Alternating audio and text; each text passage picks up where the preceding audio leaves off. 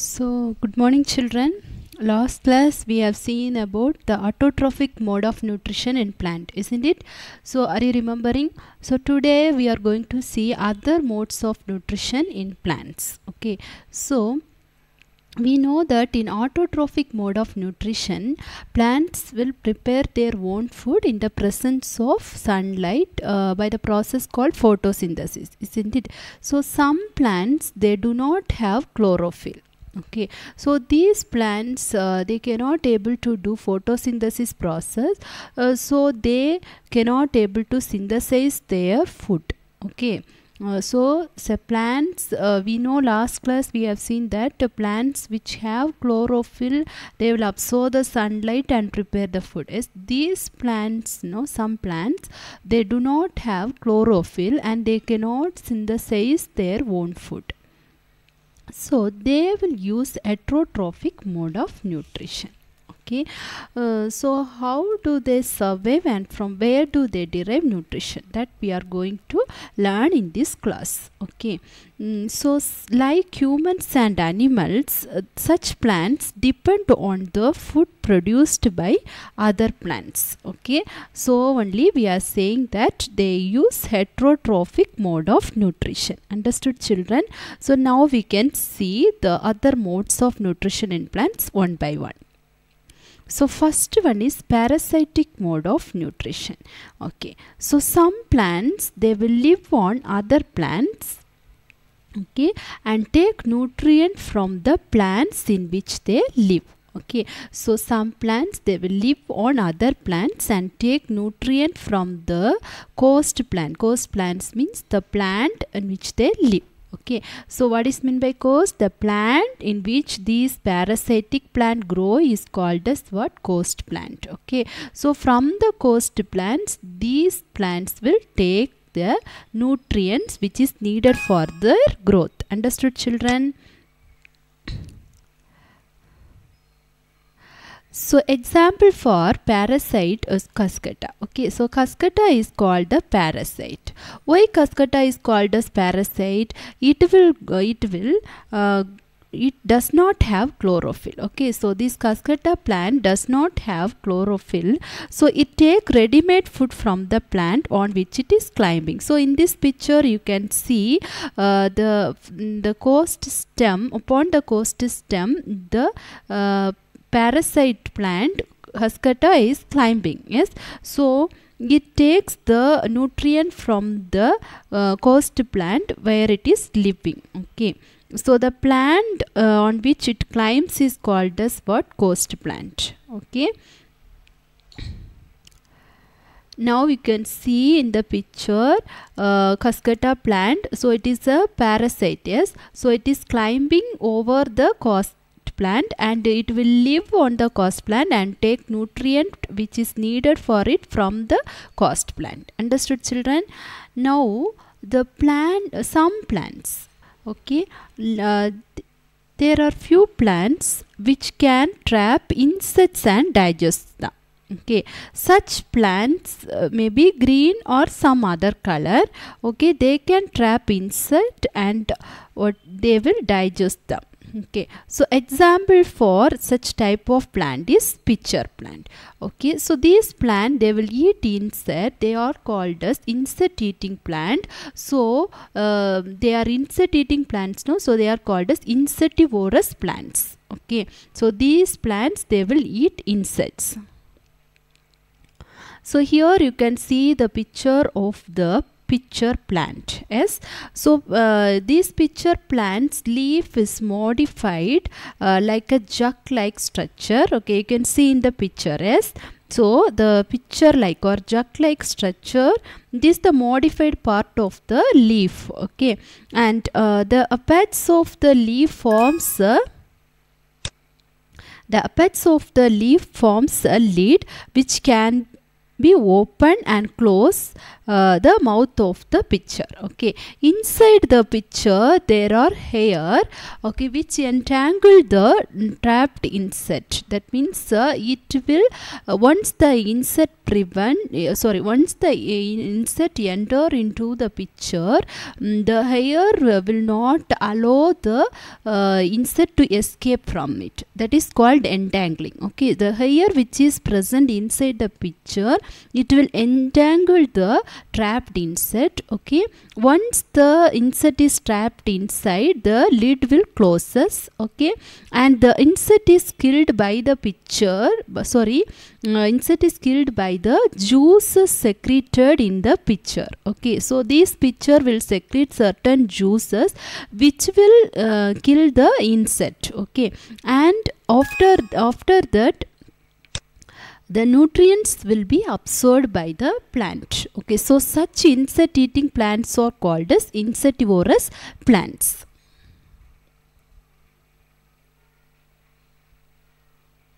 Now, next mode of nutrition is saprotrophic nutrition. So, what is meant by saprotrophic nutrition? The mode of nutrition in which organisms take in nutrients from dead and decaying matter. Okay, so these organisms, they will get nutrient from dead and decaying matter. Okay, so organism with saprotrophic mode of nutrition is called as saprotrophs. Okay, so the organism which take nutrient from dead and decaying matter is called as what? Saprotrophs. Okay, so example for saprotroph is fungi, mushroom, molds. Okay, so here you can see in the picture mushroom. We know that we will get nowadays mushroom which is sold in the vegetable market. Yes. Then we can also see the fluffy umbrella like the patches growing in moist soil, yes, on rotting wood, yes, during the rainy season. Yes, so these fungi, this mushroom also a type of fungi. Yes, so example for fungi is mushroom. Yes, these mushroom will take nutrients from the dead and decayed matter. Okay, so it will grow in the grow upon the dead and decayed matter. It is waste materials. Okay, and they have so they are taking the nutrient from dead and decaying matter. They are called as saprotrophs. Okay, and one more example for saprotroph is bread mold. Okay, so here you can see in the picture, if you are exposing the bread to the air with for 3-4 days, so the bread is exposed to the air. So the air contains the spore form of fungi. Okay, so these fungi, it will come in contact with the bread which is kept in moist condition and make the fungal formation in the bread. Okay, that is called bread mold. Okay, you can see in the picture the fungi. This fungi is called as what? Bread mold. Okay, the spores once make contact with the bread, it will start to germinate and grow. Okay, so that's why we can see the appearance of what brown, that black color formation in the bread. Okay, it will make the bread to spoil. Now we are moving to next mode of nutrition, that is symbiosis. So what is meant by symbiosis? Some organisms, they will live together and share both shelter and nutrients. Okay, so these organisms, they will live together. That means both the organism will get mutually benefited. Mutual benefit. That means one will give shelter, means other one will give nutrient for the particular plant. Okay, so both of them will share their shelter and nutrients. So such organisms are called as symbionts. Okay, so the process is called symbiosis, and these organisms are called as what? Symbionts. And example for symbionts, lichens. Okay, so lichens means it is the organism which formed due to the association of fungi and algae. Okay, fungi and algae. Here in this picture you can see the diagram of lichen. Yes, so this lichen is formed by the association of algae and fungi. Okay, so the chlorophyll containing partner. Okay, this lichen is chlorophyll containing partner.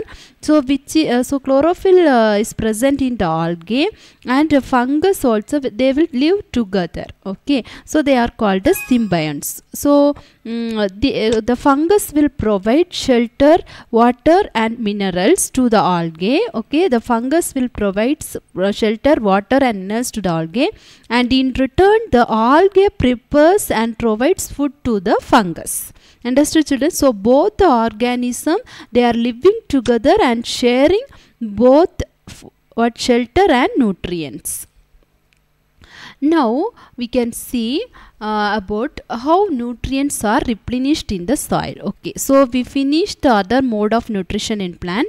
So now we are moving to how nutrients are replenished in the soil. Okay, so we know that nutrients which is present in the soil is very important for the plant growth. Yes, so plant will absorb minerals and nutrients from the soil. Yes, so when the plant is absorbing the nutrients and minerals from the soil continuously, the amount in the soil keeps on declining. That means the amount in the soil, the amount of nutrients present in the soil become less because of the continuous use of mineral and nutrients by the plant from the soil.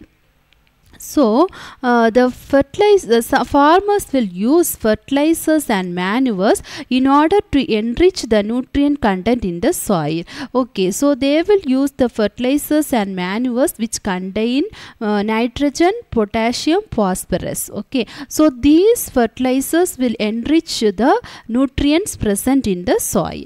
Okay, so why we need this means we know that usually crop plants, they will absorb a lot of nitrogen and the soil become deficient in nitrogen. Deficient means it will makes the nitrogen content in the soil less. Okay, so crop plants, they will take lot of nitrogen from the soil, which makes the soil to get deficient in the nitrogen content. Okay, so you know that nitrogen availability in the air is plenty. Yes, there is plenty of nitrogen present in the air, but plants cannot use it directly. Okay, so farmers will add fertilizer and manure which will enrich the soil, which contain the nitrogen, so that the quality of the soil will be maintained. Not only that, soil contains bacterium called rhizobium. Okay, so one of the bacterium which is present in the soil is called rhizobium. Okay, so this rhizobium cannot make its own food. Okay, so it often lives in the root of the other plants. Okay, it will often live in the leaves of the root of other plant such as gram peas, mung, beans. Okay, so what they will do, this rhizobium will take the atmospheric nitrogen and convert it into usable form, and then provides this nitrogen to the plants. Understood, children? These plants, the rhizobium bacteria which is present in the soil,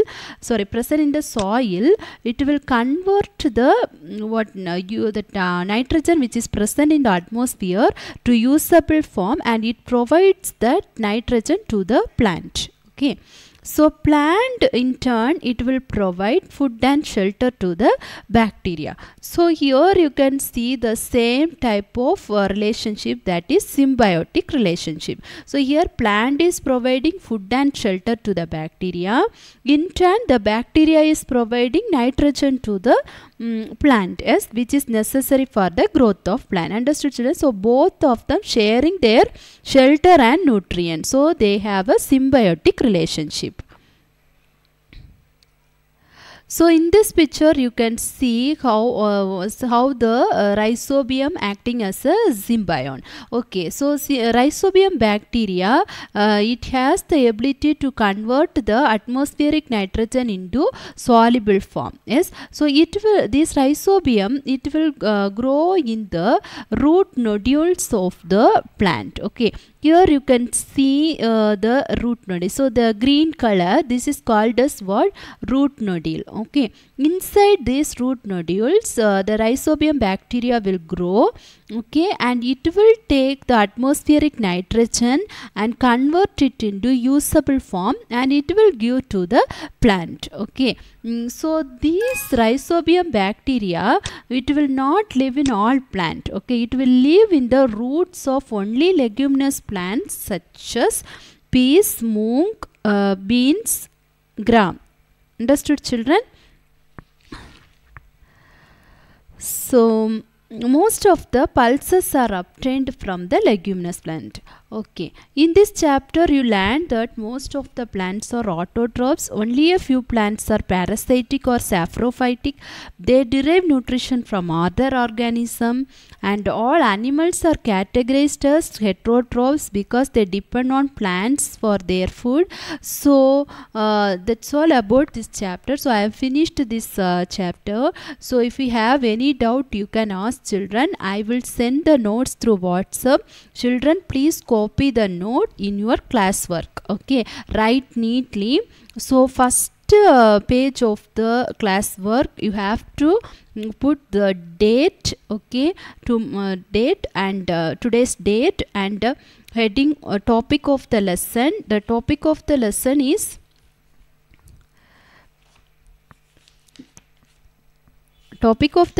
nutrition in plants. Okay, then in the first page you have to draw the diagram which I will send for you. After that you have to continue with the notes which I am sending for you. Okay, so copy the notes neatly. Okay, I will check. Okay, so you can send also. Okay, so if you have any doubt regarding this chapter, you can ask children. Thank you, children.